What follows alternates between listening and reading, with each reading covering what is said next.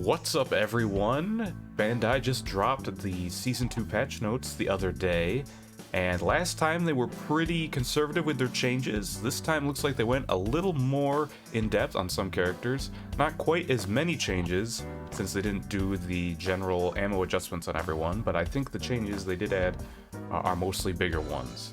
So there's a decent amount to go through. We're going to go ahead and hop right into it. Now, before we get into the notes, I give a quick overview here of New Gundam. I've kind of talked about it before in previous videos, and if you haven't watched, Bandai did put out a Season 2 mission briefing video, where if you skip to around 5 minutes in that, they do showcase a lot of New Gundam's abilities and stuff like, you know, the health values. They do show off some of the damage numbers. I don't know how much of that is going to change for the actual release. There was a dev build video floating around. I can link that as well. I didn't see it from any official sources, but it didn't look faked or anything. But I believe things have been changed since then, because in that video, the fin funnel skill was doing a lot of damage. I think it looked like around 300 to 400 without any stacks, while in the mission briefing video, it seemed to be doing around half that amount of damage. So it looks like there were some adjustments made since that dev build video, so I wouldn't take those. I'd take those with a grain of salt. But just kind of general overview, we got the beam rifle. It seems similar to Gundam and Marasai type of weapon, just a hit scan beam weapon. In the mission briefing, they showed it was doing 160 on a body shot, which is less than Marasai and Gundam, but it also had a very fast fire rate. And of course, it feeds into its second skill, the fin funnel. So the fin funnel is just kind of you look at someone, you target them, and it automatically sends out the fin funnels to attack. It seems like if you don't have any stacks on them, it does a relatively low amount. But if you shoot them twice, it adds a stack up to, you can potentially have 2 stacks. And then the damage gets pretty high with that from what it looks like. If they do have to nerf New Gundam in the future, and I wouldn't be surprised if they do, I expect that skill is going to be the first to be targeted. But yeah, we don't know all the specifics on that yet. We don't know, do you build stacks if you're shooting a shield, or do stacks not get built? Do they go around shields? It kind of looks like they did. They kind of fly around the head and fire down. So I think unless you maybe look up, I don't know if the shield will be blocking those types of attacks. So, but we won't know for sure until we get a chance to play with it ourselves. Hyper Bazooka kind of just seems like a Dom rocket. They were showing 400 damage in the mission briefing, but it does give you a chance to reposition yourself when you fire it. Basically, the direction you're holding when you fire it, you'll kind of jump in that direction. Seems kind of similar to like an Exia's dash dodge ability. Maybe not quite as far, but yeah, you can go forward, backward, left, right. So that's going to be good for getting yourself out of a tough situation when they're close, or chasing someone. You can kind of just fire it to gain some distance. Even if you don't hit them with the rocket, it might help in that situation just to finish the kill. And then the G maneuver, big shield, the fin funnel barrier. It also seems to release a single fin funnel to kind of just poke people with a little bit of damage. Looks similar to Sazabi's G maneuver in that regard, but less damage. And you can go inside the shield to attack New Gundam directly without having to go through the shield. So it seems like they're maybe thinking melee and other close ranges like a Guntank will be able to counter it. I don't know, because assuming you can fire Hyper Bazooka while you have that shield up, I think it's going to be very hard to actually get within that to take out New Gundam. So that to me, that seems really strong, but we'll see how it shakes out. Alright, now we're jumping right into the balance changes. First on the list is Pale Rider. Looks like they felt that even after the Hades nerf and well, I guess that was the major nerf. Pale Rider didn't get an ammo increase, but other than that, yeah, it was the Hades nerf, and then they also got an EMP adjustment, which I guess was probably more of a buff than anything else. But they're saying here that looks like Pale Rider was outperforming everyone in damage and in a lot of healing. So they've lowered the damage by 2 per bullet, and lowered the heal by 80 per second, and increased the cooldown on it. I'm a little mixed on these changes. I think Pale Rider is one of the strongest suits in the game, and their pick rate is also really high. You see them in like every game. I do wonder though if they want to adjust the damage, that maybe targeting headshot would be a better option. I'm not 100% sure on what the current modifier for that is, so maybe it's already as low as they're comfortable with doing. I think 1.5 times is as low as they go. on the headshot increase, so maybe they didn't want to go lower than that. Because I feel like a good Pale Rider absolutely destroys people. An okay Pale Rider is just, you know, okay, they're whatever. I don't think it's the type of suit that overperforms at all levels, but maybe they are seeing that, maybe it does. But personally, I've only really had trouble with the really good Pale Riders, and then, yeah, they're absolutely a menace. The repair pod I get, it did give a ton of healing. I think it'll still be good even after this change. But yeah, so a bit of a change to Pale Rider, but I think they'll still be a good suit even despite that. And then they did not get touched last time, Zaku Ranged. This time they are getting a change. Now the wording here is weird. Last time I think they had a person rewrite the patch notes in English. This time it seems like they may have done kind of just a translation and not as much touching up on it. So like situation use of incompatible units was increasing. That's a very strange wording, but it sounds like they're saying that they felt Ranged Zaku was underperforming in Season 1, so they wanted to buff the damage, but at the same time decrease the ammo, so your damage isn't increased at longer ranges. It's supposed to encourage you to push in more, but I'm kind of doing the math on this in my head, and I think you're still losing out on damage even when you're up close, because you're gaining 2 damage per bullet, but you're losing 2 bullets, and if you know 46 was the damage before, you're losing 2 46 damage bullets, assuming you hit everything.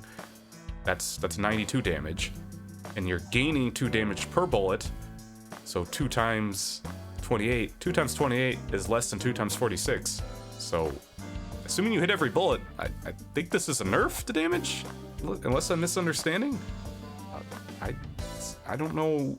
I don't really know what they're thinking here. This seems wrong to me. But they're claiming it's a buff. I'm not seeing it that way, but maybe I'm misunderstanding.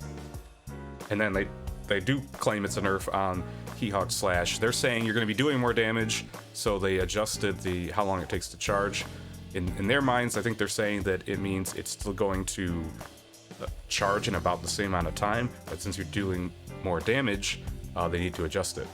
But I don't know if that's true, because it seems like you're not going to be doing more damage to me, but we'll see. I don't think this is...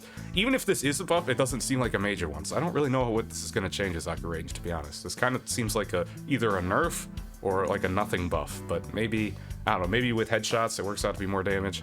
I don't know. I'll have to think about that one more. Then we got a huge change here with Gundam Barbatos, almost like rework levels of changes. They upped the HP from 1000 to 1100, so you're now in that Turn A range. I think Turn A is the only suit with that HP threshold. So I guess they're saying that they feel like with the other changes, Barbatos needs to stay around longer, so they need more HP to take more hits. And then the bigger changes to accompany that is, the biggest one here is the change to Longsword. I've been calling it the Jump Slam. But they halved the damage, 800 to 400. That's crazy, because the 800 was the HP threshold where you could insta-kill a gym, so you didn't have to worry about the shield at all. You could just go in for the Longsword and get that insta-kill. So they've halved that now. Now that's no longer insta-kill on any suit. That's no longer insta-kill on any suit, even combined with a single melee. Everyone will still be alive. So pretty big change but with having the damage, they have made it so it has bigger range in the front. So I'm guessing that means you won't, it's same for all around the body. Like if they're behind you, you're not going to be getting that more range on it. I don't think they're clear here, because Longsword had it where it has a hitbox which does the full damage, and then outer hitbox which did just 100, I think. And I don't know, I'm guessing the expanded range of, they say direct hit. Okay, so I think that does mean the full damage hit is bigger in the front. The 100 smaller damage thing might be the same. They also say you can act quicker after you do the move, so you can follow it up with a melee quicker. And then they also decrease the cooldown by 1 second. So based on their wording here, it sounds like they picked up on the fact that the good Barbatoses were realizing that you could kind of forego using the Mace Smash at all, and just, because it's harder to hit, it's a bit awkward, it's loud. So what the better Barbatoses were doing, and they're kind of just jumping in, and going for the longsword, and it would straight up kill like 800 health suits or someone who'd been weakened a little bit, and then others would often just go down to follow up with a single melee, and then you didn't have to use Mace Smash at all. So I guess what they're saying here is they probably want people to go back to using Mace Smash, and then if you use longsword just to stun or to like disrupt things, you're not getting a free kill out of it. You have to do it because longsword does Mace Smash does 700, I believe. So following up the longsword now does 1100. You'll still kill everything turn A and below HP, but that means Sazabi can no longer be killed by the combo because it was 700 plus 800 before 1500. That killed everyone. But I guess you have more HP, you can go for more melees now a bit. Overall, it sounds like a nerf to me, but we'll see. But they also changing the G maneuver. They're making it faster, it's cheaper, it takes less to charge, and it instantly destroys people, similar to longsword. So that's a straight up buff. I don't really agree with that. I think that G maneuver was fine where it was at, but I do think the longsword change is a nerf, even with the good parts to it as well, so maybe that's necessary. I don't really like... I guess I'd be okay with them buffing the hit stop and the points to activate. I don't really like that it instantly destroys. They're saying here that the problem was you'd take people out and then get repaired. I don't think that was as much of a problem with Barbatos' G maneuver as anyone else. I feel like that's more of a problem with Guntank, but it's probably a necessary one. So I don't know. Overall, I think this is going to be a nerf to Barbatos, which a lot of people will probably be happy about. I guess myself included, but we'll see. It might change up the playstyle a bit and might make it more interesting. You're still going to be dying to that longsword or that Mace Slam longsword combo on a lot of suits, so if people still go for that, it might end up being mostly the same. Alright, next up we got Sazabi, small change. It looks like they're just tightening the spread. You could technically argue that this is a nerf in some situations and a buff in others. I think overall it's just going to be a buff. I mean, the times when you're hitting with the outside spread, you're usually not doing much damage anyways, so now you're not going to hit that, but you're just going to be doing more consistent damage overall, as long as you're aiming decently well. And this should affect it at... It's probably going to be more effective at longer ranges, is where you're going to feel it more. So I think that's pretty good. I guess they lowered the damage last time because they felt that you took people out too fast, but now they felt that it wasn't consistent enough. So now you've got a bit more consistent, not as high damage, but more consistent. I think that's a good change. Next we have Methuss. They're actually nerfing how quickly you charge your G maneuver, which honestly is a little strange to me. They're saying that they felt that the G maneuver was activating too often, and they want to be on par with Turn A's Moonbeam Butterfly. That seems wrong to me. Moonbeam Butterfly is one of the strongest G maneuvers in the game. Energy Cable, I don't know. I feel like a lot of the time Energy Cable gets used, it feels almost useless. One of the only things I felt that made Energy Cable that good was the fact that you could activate it so quickly, and now they're changing that. I don't think I agree with this change. It's really, I mean, I guess if you're using Energy Cable on a player who's really good, then it's gonna be better, but you're not always in the situation for that, so maybe they don't mention anything about that specifically, though. They just say high number of activations, which if that's the only problem with it, I don't think it should have been changed.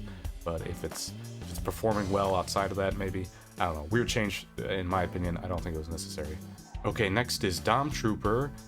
They're saying they feel that Dom Trooper is performing above expected in the higher ranks, and their change for that is increasing the cooldown of Armor Gun. Little strange. If you wanted to nerf Dom, I don't really think that's the ability to target, but maybe it will. If Dom itself is doing too much damage, then I don't think Armor Gun does really anything to adjust that, but maybe they just felt it was too strong on the team in addition to doing its damage. They also mention here in the notes something about how you have to be more accurate, I think, to give it to... Or maybe they just mean that you can't just spam it because it's going to take longer. That might be what they mean, because they don't say anything else other than cooldown increase. But yeah, small nerf. I don't think any Dom Trooper is going to be too upset by this, but you know, I guess it affects your team play a little bit. Okay, next is turn A grab nerf. They're saying that it was too effective at close range. You didn't have time to avoid it, which in my mind is kind of the point. That's really the only time you can hit it, unless you're kind of using it on someone who doesn't see you coming, or someone like a Sazabi who's out of dashes and can't get away. So I don't know. I think turn A is good, but I don't think they needed any nerfs. This seems unnecessary to me, but I don't know. I guess if you felt that it was unfair that you're getting insta grabbed at close range, then this will help with that. Okay, next up is Guntank. A small change here. They're adjusting the non-locked on primary fire to be the same damage as the locked on primary fire, which is 21 damage. But you're still gonna be firing slower, so it's still gonna be more efficient to do the zoom in before shooting. And then they also mention that they're changing it. So right now, when you shoot a disabled unit as Guntank, it does 30 damage. They said they're lowering it to the same as your normal damage. They don't mention whether that is for multi-lock on or single target. It might be both, because right now both of them do 30 to down. So it sounds like they're adjusting both to 21. So that means, I figured that was intentional because it takes a lot of shots from Guntank to kind of destroy a down person, but it sounds like they felt that was too high, so they're adjusting it to be the same as the damage to targets. So I don't think this is a huge change. It does make it so you're not throwing as much, I guess, using multi-lock. There might actually be situations where multi-lock is more effective now. I still think in general you're probably going to want to stick to the single target, just because it's better to take down one person fast than kind of poke the whole team. But hey, if their whole team is on the point or something, like 4 or 5 of them, multi-lock is going to be more effective now. Maybe that's actually an option. So a good change, I think, but I also don't think it's going to be hugely impactful. Next on the list is Exia, another one of the melee suits. This is a suit that a lot of people have been complaining about still, even after the previous relatively small nerf. I definitely still have some problems with Exia, but I have been seeing them less. I haven't been seeing as many Exia players. Maybe that's just because I haven't been doing as much ranked lately. They're saying that, I guess they agree that it needs more nerfs, but they're also saying they don't feel like Exia has been performing that highly compared to other units. Part of that is they're saying that they feel like the beam daggers, your primary fire, is doing less damage than other units, but it's like, yeah, but it's also because you don't need it as much, because you can, you know, just dive in and like insta-kill units with your melee stuff. But either way, let's get into the changes itself. So they're buffing the Transam G and Beam Saber. They're making it so there's less lag upon hitting someone, so you can act more quickly afterwards. But they are making it so that if you cancel it, it does have 1 second longer till you're able to start using it again. I didn't actually realize that it sounds like it was different than the non-Transam version in that regard. I assumed they both had the same cooldown if canceled, but maybe not. So now it means you have to commit to it more, or you'll be punished a bit harder. And then the other change, which I would say is the bigger change, is that a 3-second increase on the quick step dash. So, and they're saying because despite having low HP, Exia dies less often. That's absolutely true. I agree with that. Well, they're not really adjusting the damage. I do think this is a pretty big change here. So this might actually be, I think this is going to be more noticeable than the previous cooldown increase on the charge slash. So I think this is a good change. We'll see. This might be enough. One of the worst parts of Exia, in my opinion, is just the fact of how hard they are to take down. So they're still going to be doing basically the same damage as before, if not maybe even a little bit more in Transam, because they can act quicker after doing their Beam Saber. But they will be easier to chase down and kill without that quick step coming up as quickly. So I think it's a good change. We'll see if it's enough. Okay, next we've got a small change for Marasai. The wording here on this is weird. It's saying shorten the post motion delay when not using a sidestep cancel after using Beam Blade. I guess this is saying that when you do the melee, you can move more quickly. But there's no numbers here. There's not like a hit stop or anything like that. They're just saying. They also say when not using a sidestep cancel. I guess they're meaning that you could do a dash out of the melee and get out of it more quickly. And now it's when you could still do that, I'm assuming, but now just normally you can get out more quickly. I don't know, weird wording here. I know when you use the melee, it does feel awkward, like you're stuck in place for a bit. It sounds like this is addressing that. If so, good change, but nothing else from Marasai. That's the only thing. All right, now we've got Mahiroo, which is of course the suit that I think had the most people clamoring for buffs, and this feels like a big one. I think detection range for explosion 20 to 180. I'm assuming that means when you fire the grenades, they either go till the end of their timer and blow up, or if they hit someone, they blow up. It sounds like based on this, it wasn't actually when you hit someone, it's when you get within 20 units of someone, it blows up. And now they've almost multiplied that, the 9 times increase to that range. That seems big to me. It's hard to know exactly how these units are measured, but that seems pretty insane. This does seem like a dangerous buff to me though, because I feel like it's going to make Mahiroo a lot better in the situations where Mahiroo is already really good, like just spamming chokes and stuff like that. Like, you know, one of the main areas you see Mahiroo is defending the path to the B point on Harbor City, and it's already really hard to avoid the grenades there. This is going to make it sounds like almost impossible to avoid them. So obviously it is going to make Mahiroo better in other situations because it gives you more leeway when you're aiming, but I'm worried. This sounds like it might make Mahiroo a bit too oppressive in those choke point situations where Mahiroo was already pretty good. I'm wondering if maybe some other type of change would have benefited it overall, but I don't know. Some people might say that increasing its strength, making it good at what it's already good at, is the right path. Like, you know, make it increase its power in its niche, so it still has that. But I don't know. We'll see. This sounds scary to me. We'll have to see how it plays out. All right, last on the list is Zaku Melee. They're saying here we nerfed Zaku Melee last time because we realized they were too strong. We're gonna nerf him again. And first nerf is they lost 100 HP off their total HP amount. Guess they gave that over to Barbatos, so it's now they're both at 1100. They also made it so the buff to counteract it, so you lose 100 HP, but you gain an extra 100 on your rage activation.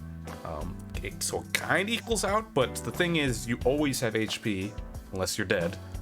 You don't always have rage active, so I guess it has a bigger fake out potential now. You know, there's times where you think I've got this Zaku Melee dead, then they pop rage. So I guess now in those situations it's gonna be even harder to get through because they popped an extra 100 HP. But since they have less 100 HP, they're gonna be dying more often. It's gonna be harder for them to get rage. So definitely a net nerf there. And then they're also increasing the guard tackle cooldown from 7 to 9 seconds. This is ability that I kind of forget to use, but it is very good. I think it does like 300 damage. You can use it offensively or to escape, but they acknowledge here. So bigger cooldown. Yeah, I do think that matters. It definitely, I think it's a lot of Zaku Melees will use it kind of to start a fight and then deal other damage, pop, maybe pop their survive or something like that, and then they can, guard tackle should be up again. Now it's going to be a little bit more up in the air if that can happen. So it is a nerf and probably bigger than it kind of looks on paper. But and then they also once again, I guess last time they adjusted the damage for the G maneuver. This time they're making it so it's harder to activate, which even after the nerfs, I would say it's probably its best or second best G maneuver in the game, probably close to Turn A's Butterfly. So it probably makes sense to have it be harder to activate. But yeah, so this is definitely overall net nerfs to Zaku Melee. Personally, I'm not good with playing melee suits that much, so it was hard for me to judge how good Zaku Melee was after the previous nerfs. Fighting them, I definitely still felt pretty scary, but a bit more manageable. This is going to make them even more manageable, so we'll have to see. This might be a bit excessive, but they say it's still performing really well, so I'll take their word on that as someone who's not a big Zaku Melee player. So overall, probably a good change. We'll see. The 100 HP could have a big impact, but overall, I think it's probably still going to be a little bit weaker, but still around the same level. So that is it for the balance changes. Basically every suit got some change except Gundam, Ashimar, Sniper, Unicorn, and there's one more about the... Oh, Jim didn't get adjusted again. So of those, I think those are all in a pretty good spot. I guess Gundam and Unicorn would be the only ones that potentially have a change. Gundam is my main, so I don't want Gundam to get nerfed, but I am a little surprised they're not, because I feel like if they think Pale Rider is a problem, I think Gundam is around that level of insane DPS. But, you know, they're going off the numbers, and they said Pale Rider was outperforming everyone. Sounds like Gundam was not, so that's what they're seeing, then I guess it's right. I'm okay with it not getting nerfed, but I definitely think Gundam is still one of the most powerful suits. And then Unicorn, I feel like Unicorn is probably balanced on the whole, but I feel like with a good team, Unicorn is insanely strong. On their own, they're a little bit weak. You know, if you're fighting a Unicorn that doesn't know what they're doing, they don't feel like they're hard to take out. They're kind of big, and 800 HP without their shield ability up makes them pretty easy to take down. But still, a good Unicorn is hard to fight, and I still think the team shield is a huge impact, so I'm kind of surprised to see no adjustments to that, but I guess we'll see. I've heard people asking for Unicorn buffs, I've heard people asking for Unicorn nerfs, so might mean on the whole it's balanced out. Outside of the balance changes, looks like they are making a few adjustments to matchmaking. Seems like the main things at this time are making it so that you can't have as large of parties mixed with like solo players. They say down, they also talk about the rank changes. I'll have a link to the patch notes, you can look to this if you want. It's basically saying they're redoing the rank system a bit, where before it was, I think you were at like 3,500 points. It was like the starting point that they changed it to for everyone, which is like Silver 2. Now they've kind of redistributed everything across the board. You know, Silver 2 is only 1,400, and it goes down to like 0 for Bronze 4. So I think it's mostly going to shake out to be similar to how it was before, just kind of a changing of the numbers. Everything works out. And they also give a chart here to show what you're going to be changed to after the reset. So if you're Plat 4 like me, you'll be Gold 2. And I'm hoping this helps with, because right now ranked is pretty dead in NA. I'm hoping with the reset, the hype of Season 2, it'll kind of get a little bit of life back. Don't know if it'll last. They might have to make more extreme changes to the ranked matchmaking for that situation. But I'm hoping this will at least temporarily bring ranked back a little bit, because I do enjoy ranked. It's just been, the queues have been insane in NA lately. Here are the main matchmaking changes they mentioned above. So you can't queue ranked with parties of 5 members. Everybody has to be within a total of 1,000 points from the highest and lowest rated person. And if there's a diamond or higher player in the lobby, it looks like you're limited to 3 or less in your party. So I don't actually know how big of an issue this was. I know from other games and stuff like that, it can be annoying if there's a full party and you're the only solo, because you can kind of be bullied into like playing a certain suit or a certain character, and like if things go wrong, they can kind of all be like, oh, it's all your fault, because they're all in a party together. I get that, but I also feel like these changes sometimes just kind of discourage people from playing with their friends. I know I used to play Smite a lot. It kind of struggled with this, where it did like a separate queue for like certain party sizes. Like I think it was, I think 5 was the max team size, so there was a separate queue for full teams of 5, and then in the regular queue you couldn't queue with more than 3. So it was like there's a 3-person queue and a 5-person queue. So if you're at a 4-person party, you were screwed, which is pretty annoying. But that was for all types of queues. This is specifically for ranked, so it's probably more okay. Worst case scenario, if you got a bunch of friends, you can go play casual. Although that could have another matchmaking problem if you're just stomping people, so that might be something else that they have to address. But overall, pretty good. So I think that's mostly it. There's just a couple other small matchmaking things they discussed here, and ranked point gain. You can look into more detail if you want. But yeah, I think that's the gist of the Season 2 patch notes. Overall, I think it's pretty good. There's a couple head-scratcher changes in there that I don't really understand. Talk about like the Methuss one and some of the others. There's some big ones too. I'm kind of excited to see how the Barbatos one plays out. It might make them too weak, but I'm interested to see kind of how it changes how people play the suit.